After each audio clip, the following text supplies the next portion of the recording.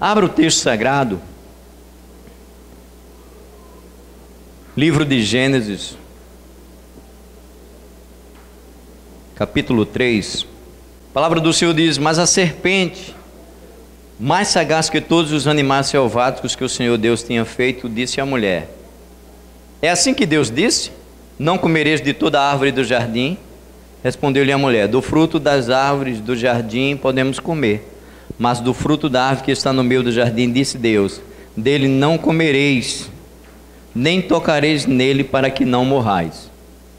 Então a serpente disse à mulher: é certo que não morrereis, porque Deus sabe que no dia em que dele comerdes, se vos abrirão os olhos, e como Deus sereis conhecedores do bem e do mal. Vendo a mulher que a árvore era boa para se comer, agradável aos olhos, e a árvore desejável para dar entendimento, tomou-lhe do fruto e comeu, e deu também ao marido, e ele comeu. Abriram-se então os olhos de ambos, e percebendo que estavam nus, cozeram folhas de figueiras e fizeram cintas para si. Quando ouviram a voz do Senhor Deus, que andava no jardim pela viração do dia, esconderam-se da presença do Senhor Deus, o homem e a sua mulher, por entre as árvores do jardim. E chamou o Senhor Deus ao homem e lhe perguntou: onde estás? Ele respondeu: ouvi a tua voz no jardim, porque estava nu, tive medo e me escondi. Irmãos, a Bíblia Sagrada é um livro que contém muitas narrativas, muitas, né? E o livro de Gênesis tem uma das mais belas que existe, é a narrativa da criação. Eu particularmente amo demais como a Bíblia expõe a narrativa da criação para nós. É bem verdade que tem gente que não crê na Bíblia e não crê na narrativa da criação. Prefere crer, e é uma coisa que eu acho mais difícil ainda de crer, é que é fruto do acaso, fruto de uma explosão cósmica, fruto de modificações, né? Fruto de evolução. Tem gente que crê nisso, e as pessoas que já chegaram à faculdade sabem exatamente do que eu estou falando. Tem gente que prefere crer que veio do primata, que veio do macaco. Eu não tenho nenhum problema se você acredita nisso, que você é descendente do macaco. Nenhum problema eu tenho com isso. Eu quero dizer uma coisa nessa noite: eu não sou descendente do macaco. Não mesmo. Eu prefiro crer que há um Deus soberano, poderoso, amoroso, sábio, benigno, criador, e que me formou à sua imagem e à sua semelhança. Então, se você crê nisso, você é muito bem-vindo. Se você não crê, eu vou orar para que você creia. Porque eu quero lhe dizer uma coisa nessa noite: você não é fruto do acaso, nem você é nenhum parente de macaco.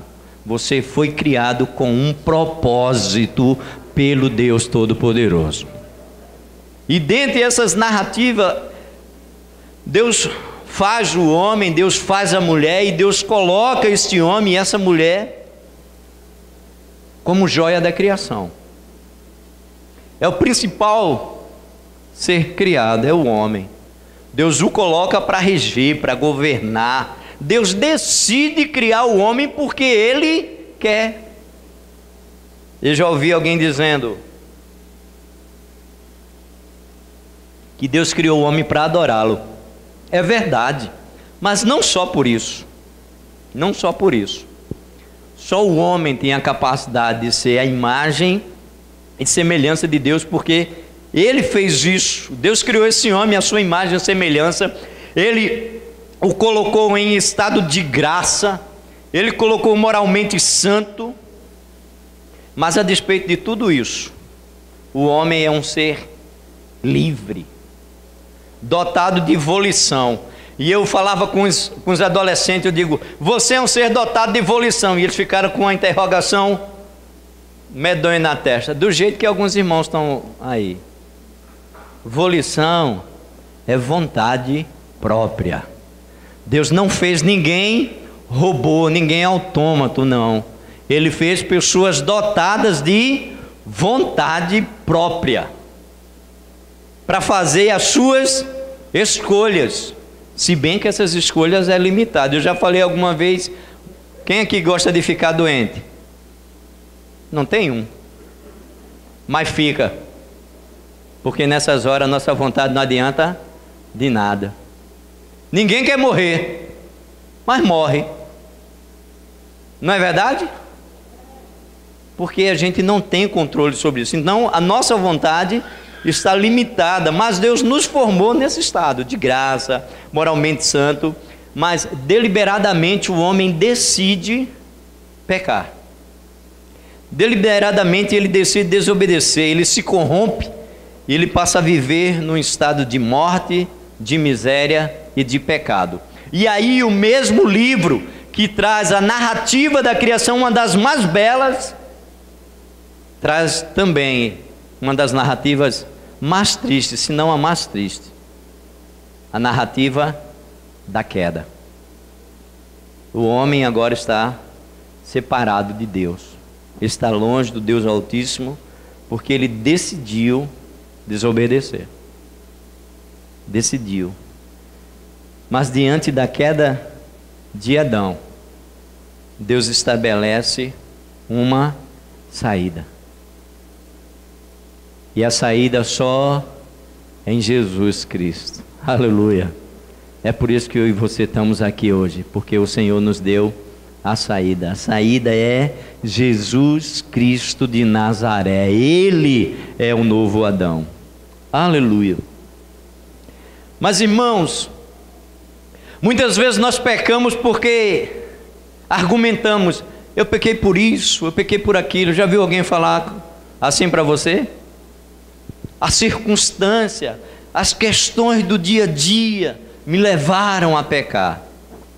E eu paro para pensar no cenário que Deus criou para o homem. Já parou para pensar nisso? O cenário que Deus criou o homem. Todas as vezes que Deus criava alguma coisa, Ele ia lá e fazia um controle de qualidade. Depois que Ele formava qualquer coisa, Ele ia lá, olhava e dizia que estava muito bom. Está bom. Fez os luminares, está bom. Fez as ervas, os frutos, as árvores, a vegetação, está tudo muito bom. Fez os animais, fez o homem. Depois de ter feito o homem, quando já tinha terminado tudo, fez a mulher. E fez a mulher e disse que era tudo muito bom. Ele fez o controle de qualidade. A vida era perfeita no jardim. Os animais estavam juntos. A ovelha, o leão. Eu imagino Adão abraçado com o leão, fazendo um cafuné na jumba dele, porque estava em perfeição toda a natureza. O ambiente era perfeito, o ambiente era agradável. Era esse ambiente de Gênesis 1:31 que o homem estava vivendo. Viu Deus que tudo quanto fizera, e eis que era muito bom. Houve tarde e manhã e o sexto dia. Tudo estava perfeito. O ambiente era favorável. Mas deixa eu dizer uma coisa para você.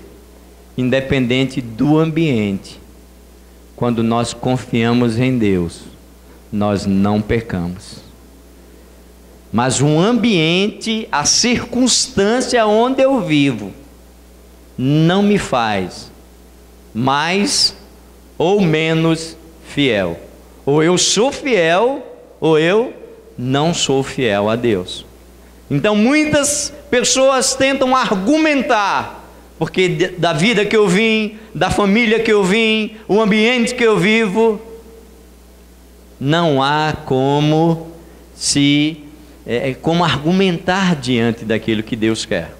Então nós precisamos confiar.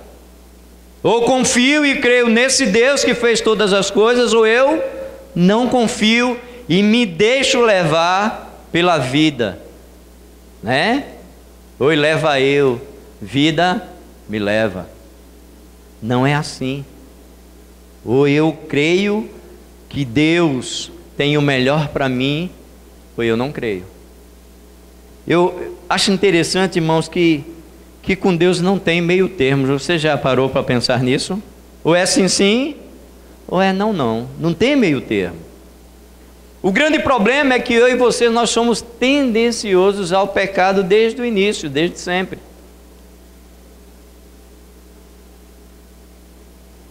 Estava tudo muito bom.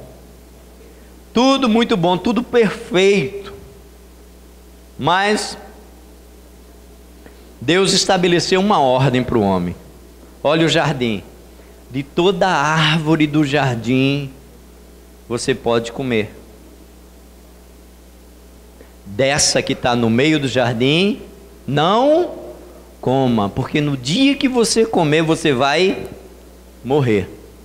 Você vai morrer. Sabe? O homem está no jardim, ele é plenamente livre.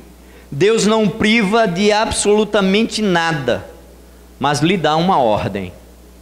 Isso aqui você não faça. Eu estava conjecturando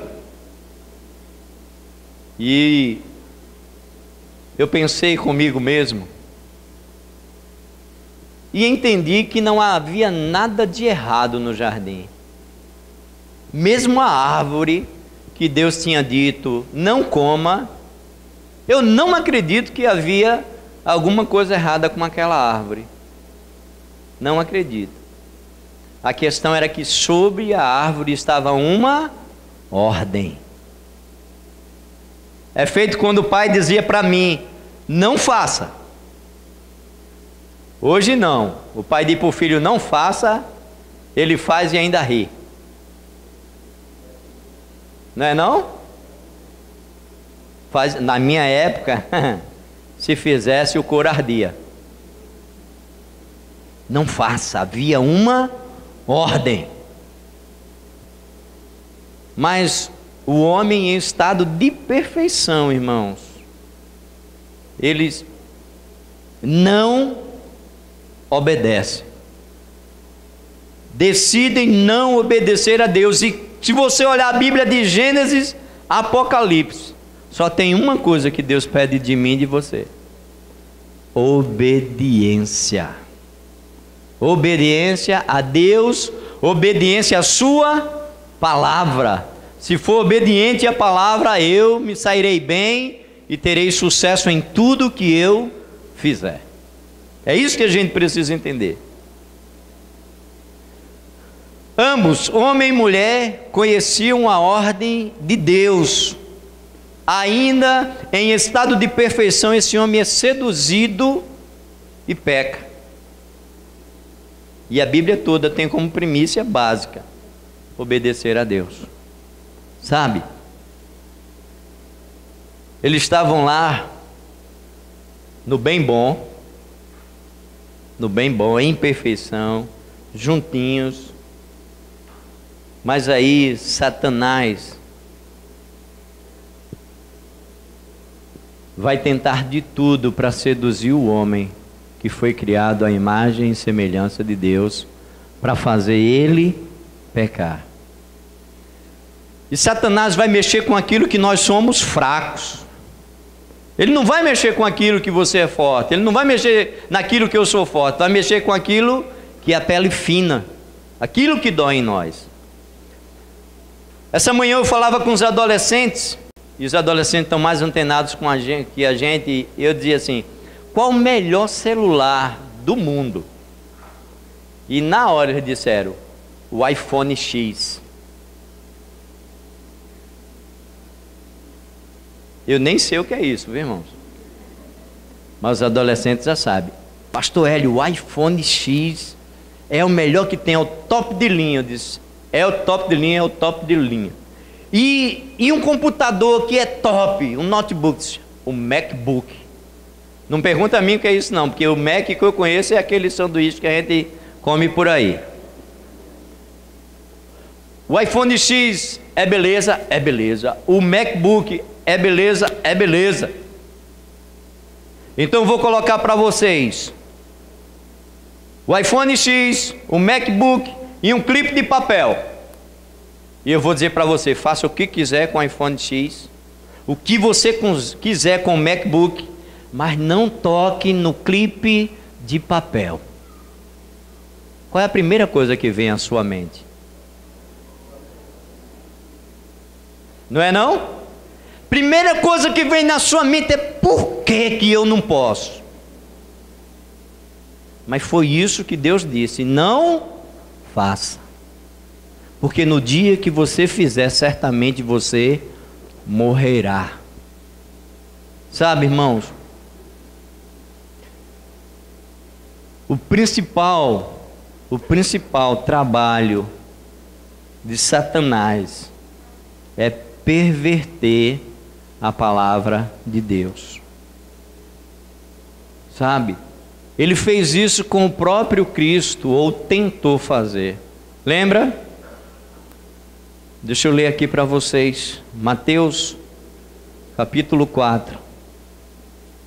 A seguir foi Jesus levado pelo Espírito ao deserto para ser tentado pelo diabo.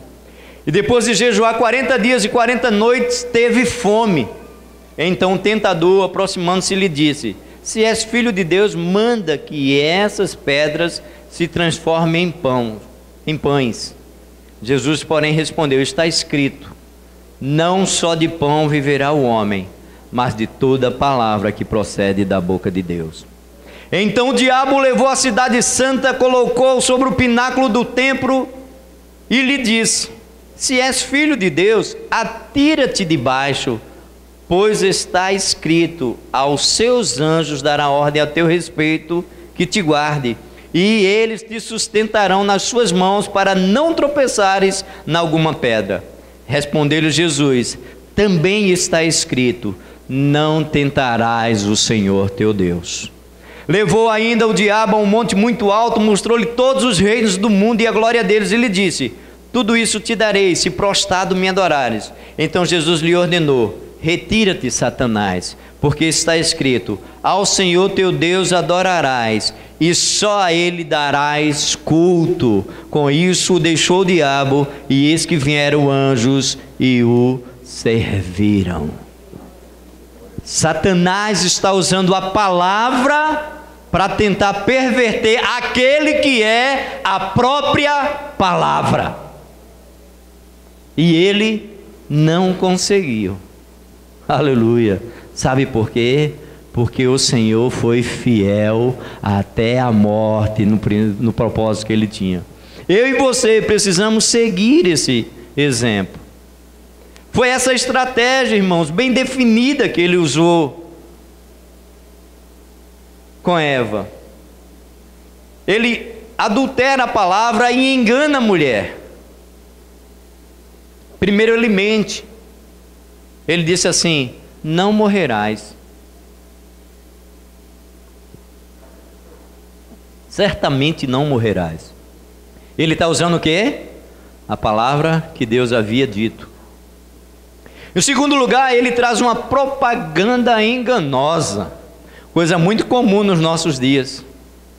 Propaganda enganosa. Ele disse assim: sereis como Deus. Sereis como Deus. E em terceiro lugar, ele semeia desconfiança no coração da mulher. Deus não quer que vocês sejam iguais a Ele. Ele não tem boas intenções. A mulher deu ouvido à serpente, deixou a palavra de Deus de lado e seguiu o desejo do seu coração. Pare para pensar um pouquinho. Não é isso que muitos de nós temos feito? Deus está falando uma coisa, mas a gente quer fazer o desejo do nosso coração. Deus nos trouxe nessa noite para falar que a gente precisa seguir a Ele e a Sua palavra, mesmo que doa, mesmo que seja o que a gente não quer, porque o bichinho ruim, eu não vou falar de você não, porque eu não lhe conheço, mas eu vou falar de mim. O bichinho ruim que tem dentro de mim é um tal de eu. Você acredita que esse eu só quer fazer a minha vontade? E é contra ele que eu brigo todo dia. Porque o eu só quer fazer a vontade da minha carne, a vontade que me dá prazer. Outro dia eu perguntei aos irmãos: pecar é bom? É ou não é, irmão? É bom demais. Agora faz um mal, não é? É igual aquele alimento. Já prestou atenção que o alimento que engorda é só o gostoso? Pronto, é a mesma coisa. Pecado é bom, mas faz um mal tremendo, porque vai nos afastando dia a dia de Deus e vai nos empurrando cada vez mais para o inferno. A gente precisa entender que temos que dar ouvido à palavra de Deus e não aquilo que o meu eu, porque se brincar, o meu eu é pior do que Satanás, porque Satanás se usa dele para fazer com que eu peque, porque eles só pecaram porque eles eram tendenciosos. Nós pecamos porque nós somos tendenciosos ao pecado, né? Eles foram tentados e cederam à tentação, transgrediram a lei de Deus e viveram uma tremenda tragédia. E hoje ainda nós não temos observado a palavra de Deus.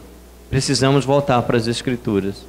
Precisamos estar dentro daquilo que Deus quer. Hoje nós estamos relativizando o pecado. Eu tenho certeza que você já ouviu alguém dizer: é pecado para você, mas para mim não é. Já viu alguém dizer? Para você é pecado, para mim não é. Você faz o seu, eu faço o meu. Ei, não tem pecadinho nem pecadão. Esse pecadinho aí pode abrir a porta do inferno para muita gente. Então a gente precisa, irmãos, entender o que a Bíblia está falando. Se ela disser faça, nós fazemos. Se ela diz não faça, nós não fazemos, e ponto final. Ela é a palavra de Deus, ela é absoluta. Porque quando o homem peca, ele vai romper com Deus. Ele vai perder toda a perfeição. Eu estava dizendo para os meninos, e eu disse assim: antes da queda o homem trabalhava. Teve uns que disseram assim: não. E na verdade, Deus criou o homem para trabalhar.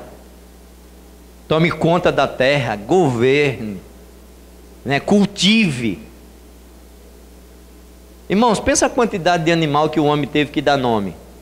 Isso não é trabalho, não é? Isso é trabalho, e é trabalho pesado. E ainda bem que a irmã Eva não estava por perto, senão ela tinha distraído ele. Mas é trabalho pesado. Agora, depois da queda, o trabalho ficou muito duro. A terra criou abrolhos. A terra que antes era cultivável eu penso que era um chão macio, que a gente dava uma enxadada e entrava macio. Mas já viu aquela terra que você dá uma enxadada e a enxada volta para a sua canela? Eu imagino que a terra ficou desse jeito.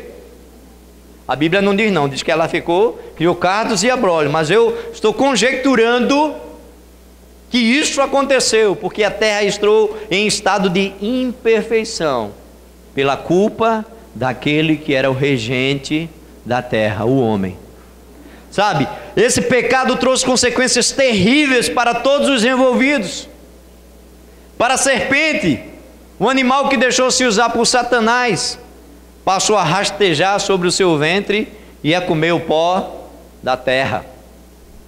Para a mulher, submissão à vontade do marido e agora com dores de parto. Eu nunca senti não, mas já disseram para mim que é a pior dor que tem. Dor do parto. Queridos, deixa eu dizer uma coisa para vocês. A mulher já era submissa ao marido, ela era a auxiliadora.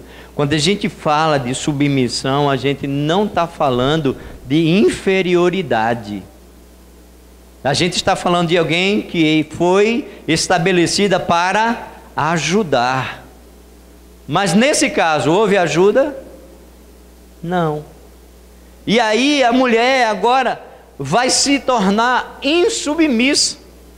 Ela não vai querer fazer a vontade. Mas o Senhor diz: a tua vontade, o teu desejo será para o teu marido, porque você pecou. E agora você vai ter parto com muitas dores. E para o homem, irmãos, a primeira coisa que aconteceu foi a maldição sobre a terra. Toda a natureza perdeu sua perfeição. Tudo começou a mudar. Agora o sustento é suado, a vida é limitada, porque o homem foi criado para a eternidade. E o Senhor disse: no dia que você comer, você vai morrer. E agora ele passou a um estado de morte. A vida limitada é um estado de morte. A primeira coisa que aconteceu foi um despejo. Não foi não? Foram jogados para fora do jardim. Ainda botaram 2 cabas bem fortes na entrada, com a espada, disseram assim: se entrar, a cabeça rola. Despejados. Houve homicídio na família. Coisas terríveis se passaram, porque o homem havia pecado, e todo pecado traz consequência. E a principal consequência do pecado foi a perda da comunhão com Deus. A Bíblia diz que todo fim de tarde Deus vinha conversar com o homem. Todo fim de tarde Deus vinha saber como foi o seu dia. E nesse dia,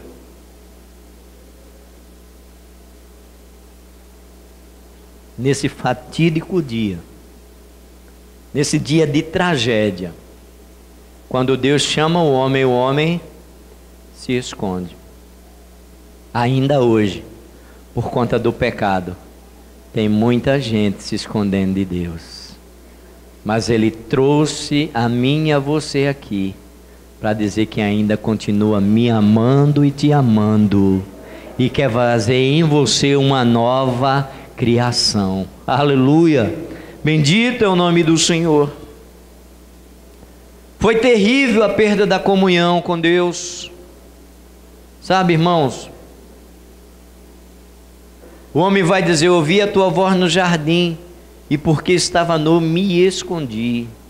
E o Senhor perguntou para eles: quem te fez saber que estavas nu? Comeste da árvore que te ordenei que não comesse? Então disse o homem: a mulher que me deste por esposa, ela me deu da árvore e eu comi. E eu abro um parêntese aqui. Já parou para pensar que todo mundo é culpado e você não? É ou não é isso? Toda vez que você está em falta e alguém pergunta por que você fez, você argumenta uma situação ou alguém. Não é não? E Adão aqui é mestre, porque ele culpa a mulher e a Deus. A mulher que tu me deste, ela é a grande causadora. Eu não sei para que tu me deu essa mulher, Senhor. Me deu para eu pecar. Quem tem lhe feito pecar? Quem é o grande responsável? Qual é a situação que está fazendo você pecar? Qual é a circunstância? Porque a circunstância aqui era muito boa, estava tudo muito bom, e ainda assim eles pecaram. Quando eu peco, não é por algo ou por alguém, é porque eu decidi pecar. Quando eu peco, eu sou o único responsável. Quando você peca, você é o único responsável. E eu dizia para os adolescentes hoje, eu sou grato a Deus porque Deus sempre levanta um remanescente. Quando Ele levanta Davi, um homem segundo o seu coração, a Bíblia diz que o anjo já tinha, ele chega na eira de Araúna, e o anjo já tinha passado com a espada pela cidade, numa espadada cortou 100.000 cabeças.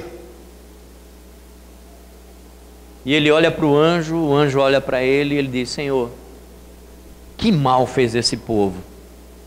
Eles não têm culpa nenhuma. Caia sobre mim e sobre a minha família a culpa.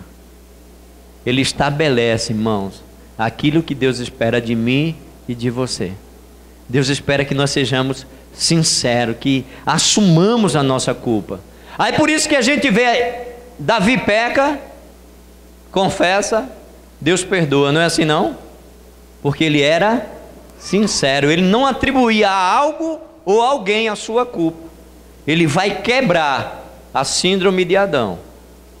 Ei, quem tem lhe feito pecar? Sabe, nós precisamos recuperar a comunhão com Deus. É isso que Ele espera de mim, espera de você. Há pessoas aqui neste lugar que precisam recuperar a comunhão com Deus. Estão andando bem fraquinho, mas só tem um que pode fortalecer você. E esse que pode fortalecer é a pessoa do Senhor Jesus Cristo. Aleluia, bendito é o nome do Senhor. Enfim, irmão, o homem foi criado num ambiente perfeito, em harmonia com a terra e com os seres criados. Mas decidiu romper essa comunhão quando desobedeceu a Deus. Ele decide, deliberadamente, decide desobedecer a Deus. Entre as muitas consequências, foi condenado à morte e foi afastado de Deus. Contudo, esse Deus que eu falei lá no início, que é sábio, que é poderoso, que é benigno, aleluia, que é soberano, decidiu de novo, novamente, vir ao meu e ao teu encontro. Aleluia. Ele não precisa de mim, Ele não precisa de você, mas Ele me ama e Ele te ama. Aleluia.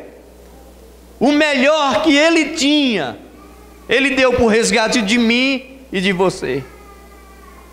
O melhor que Ele tinha, Ele decidiu vir atrás de mim e atrás de você. Ele decidiu nos resgatar.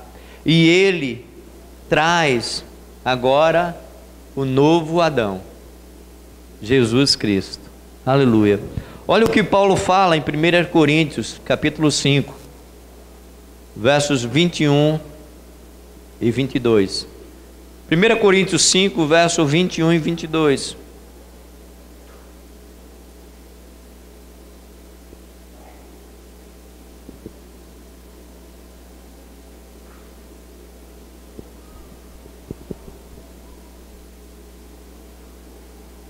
Desculpe, irmãos, 15.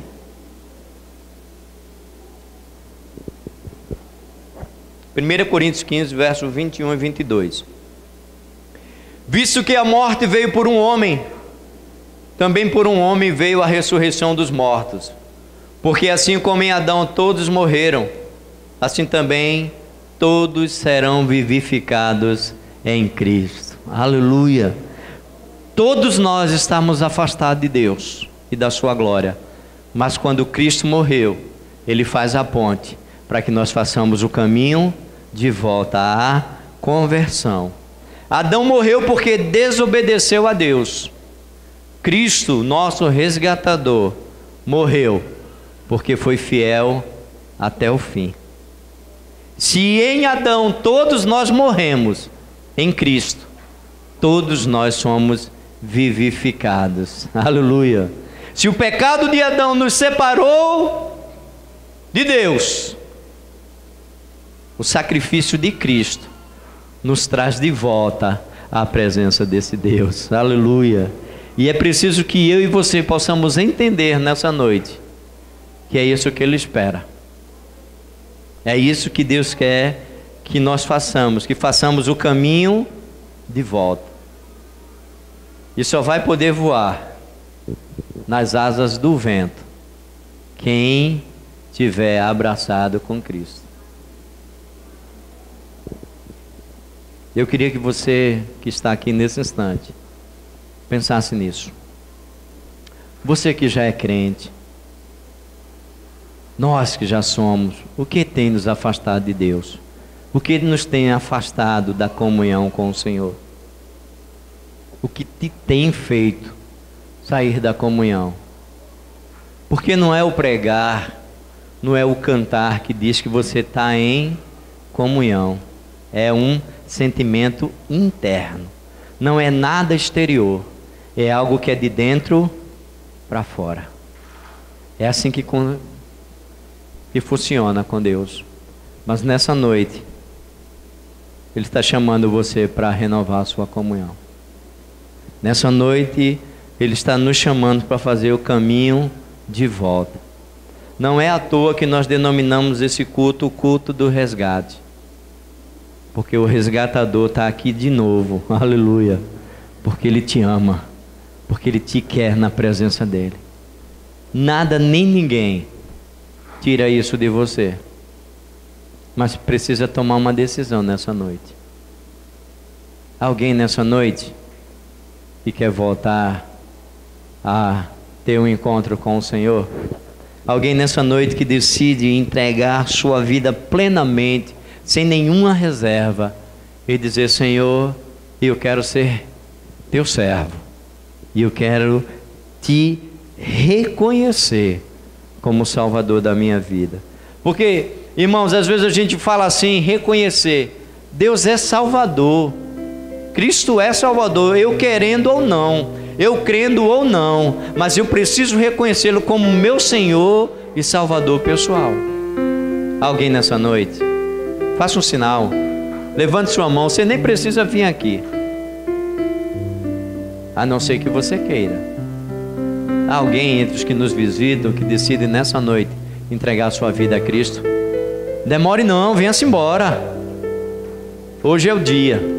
Hoje é o dia que o Senhor marcou com você. Alguém? Nós não vamos insistir. Eu não costumo insistir, sabe? Porque o preço que foi pago é muito alto para a gente ficar mendigando. Muito alto. E eu creio piamente que se você está aqui neste lugar, é porque o Senhor já fez você dar o primeiro passo. Amém? Eu tenho certeza que você vai sair daqui com um sentimento diferente. Se você não aprendeu nada nessa noite, você aprendeu que Jesus morreu por você e é o teu resgatador. Se você não aprendeu nada nessa noite, pelo menos você aprendeu que você não veio do macaco. Está entendendo? Você é obra, é criação de Deus. E porque Ele decidiu, porque Ele te amou, porque Ele me amou, nós estamos aqui. Fecha seus olhos, curva sua cabeça. Pai, te louvamos por esse momento. Te louvamos pela Tua palavra. Te louvamos por esse dia E te pedimos que o Senhor continue falando aos corações dessas vidas aqui presentes. Que o Senhor continue falando ao nosso coração e à nossa vida. Abençoa o teu povo, abençoa a tua igreja. Nós te agradecemos por tamanho privilégio. Fazemos isso em nome de Jesus. Amém.